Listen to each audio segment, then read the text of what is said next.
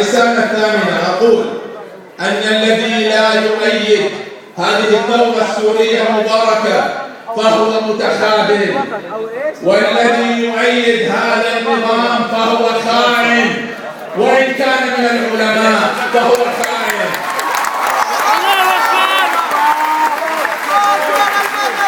وأما الذي يدعم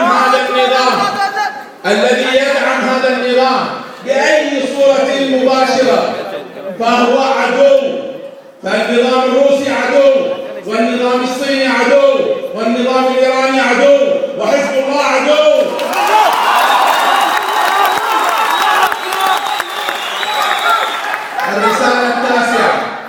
الرسالة التاسعة الشعب السوري ضحى، والمعادلة العسكرية غير متكافئة إطلاقا.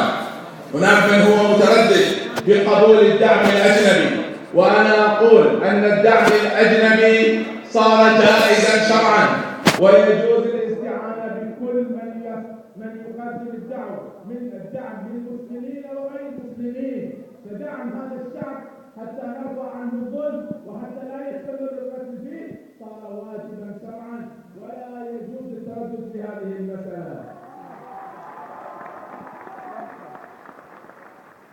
ثم أقول في الرسالة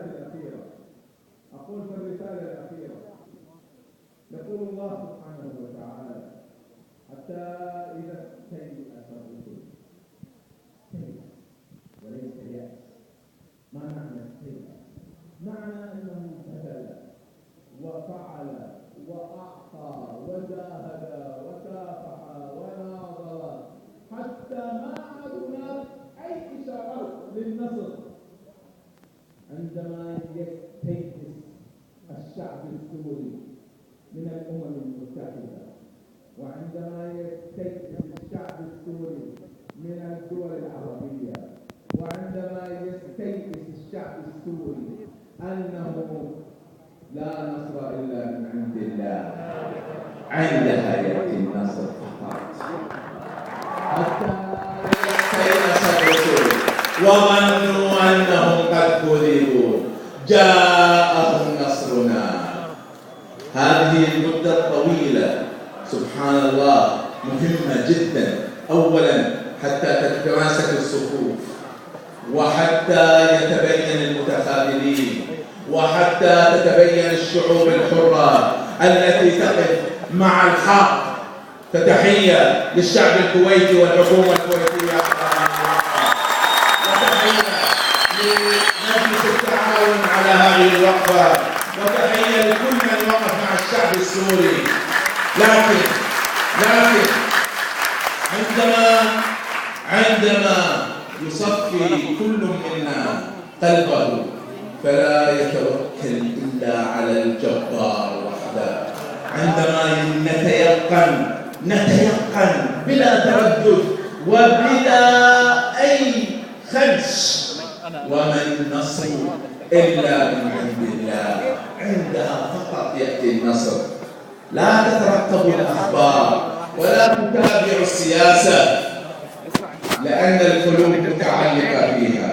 تابعوها من باب الوعي وليس من باب ماذا سيفعلون، لأن ما دمتم تتعلقوا بهذه الأخبار فمعناها تعلقت القلوب بغير الله، وعلى الله فليتوكل المتوكلون، ومن يتوكل على الله فهو حسبه، يكفيكم الله عز وجل.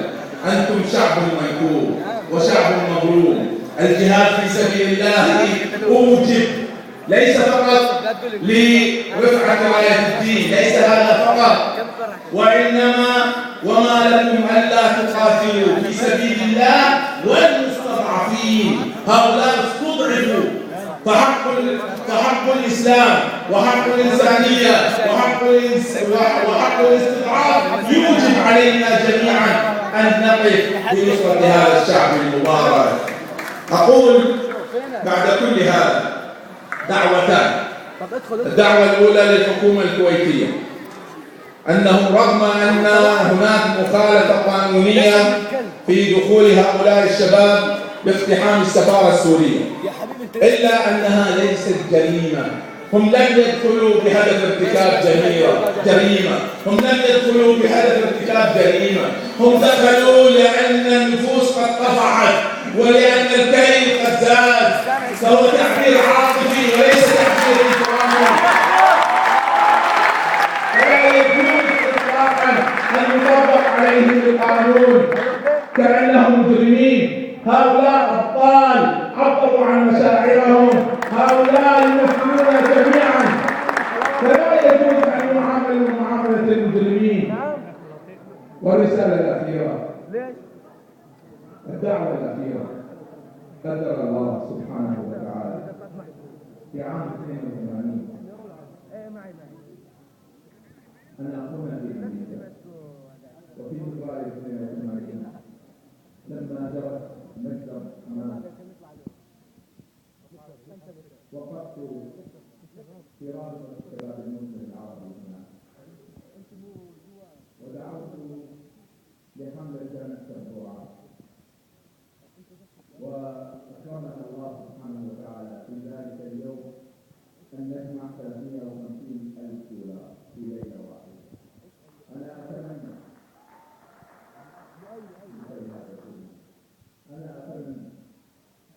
أن نفعل ونكرر هذا اليوم ما فعلناه في ذلك اليوم وزيادة.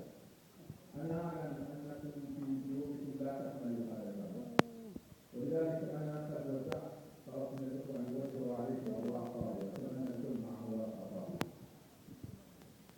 أنا كتبت ورقة، وأنا أريد كل واحد منكم أن يكتب الآن ورقة يتعهد بها بدفع مبلغ ليس ضرورة الآن، عندكم مهلة شهر، كل واحد يكتب اسمه وهاتفه والقيمة التي يتبرع بها. إذا كنا فعلا نريد أن نحول الأقوال إلى أفعال فلنبادر بمثل هذا. الصدقة السرية مطلوبة، لكن في حالات معينة الصدقة العلنية تكون أكثر أجرا، لأن فيها تشجيع للآخرين على هذا التبرع. والنبي صلى الله عليه وسلم وقف في حملة جمع تبرعات وقال: من يجهز جيش العسرة وله الجنة. ونحن اليوم نريد أن نجهز الجيش الحر. فليقترح كل واحد منا من طعام أولاده من أجل أن يتبرع لهذا الجيش الحر، ونحن نتعهد لكم أن هذه التبرعات تصل إليهم، وسأفتتح هذه التبرعات مني بمبلغ 1000 دينار أضعها في الصندوق لتكون إن شاء الله حركة من الجميع. أريد أن أدعو التجار الآن الجالسين، وأريد من الجميع كل واحد يخرج ورقته، الجميع يخرج ورقته ويكتب الآن، أرجوكم ولو دينار. ما في أحد يخرج من هذه القاعة وهذا الجمع إلا وقد تبرع على الأقل بدينار. الكل يكتب الآن. في أحد ما عنده ورقة؟ يأخذ في أوراق أقلام تستعينوا من بعض.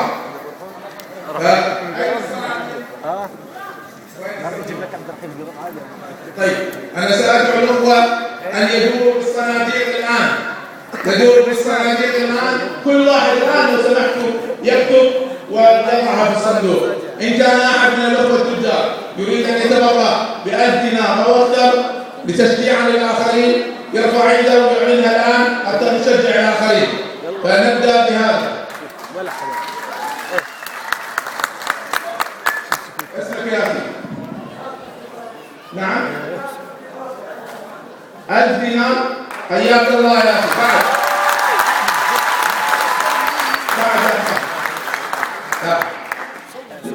شيخ يحيى العقيلي 1000 دينار. الله يجزيك خير.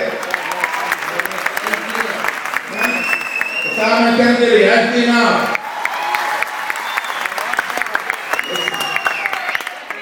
عمار الصخر. لا يا اخوان اعطونا الميكروفون. اللي يتبرع بس يرفع ايده يجيب له الميكروفون. الله يخليك. اذكر الاسم وتفضل. عمار الصخر 1000 دينار. الله اكبر. ارفع ايدك لو سمحت. يلا اللي عنده ميكروفون يقول. نبيل الزعيم 1000 دينار. الله اكبر. الاخوات ايضا اللي عندها شيء ترفع ايدها خبرنا الله يكرمكم. تفضل. الاخوات في واحده من الاخوات تبرعت بالذهب. باب الذهب ايضا مفتوح.